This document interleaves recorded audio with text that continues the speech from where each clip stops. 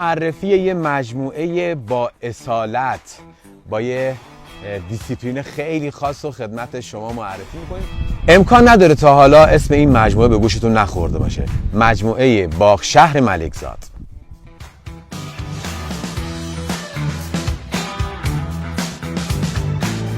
حالا چرا خدمت شما گفتم که این مجموعه با اصالته؟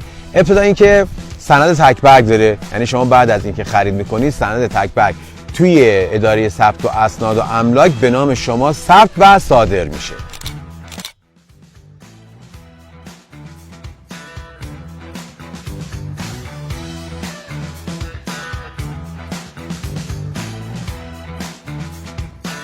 میبینید مجموعه از نظر شهرسازی کوچه‌های خیلی خوب، همچنین آسفالت و جدول و لبه‌گذاری ها انجام شده. مهمترین موضوع که آب و برق توی مجموعه هم هست، یعنی این انشاءات رو شما میتونید از ادارات مربوطه درخواست کنید و برای شما نصب بشه.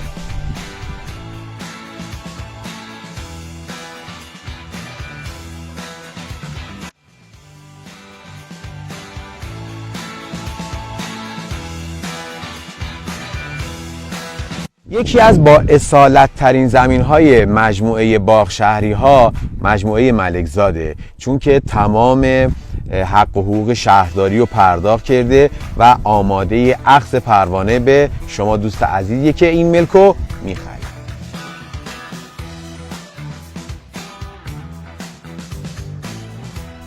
مجموعه نزدیکترین مجموعه‌ای که به آزادراه شیراز اصفهان وصل میشه و یکی از کیفیت‌های خیلی خوب دسترسی این مجموعه هم به شهر صدراست هم به آزادراه.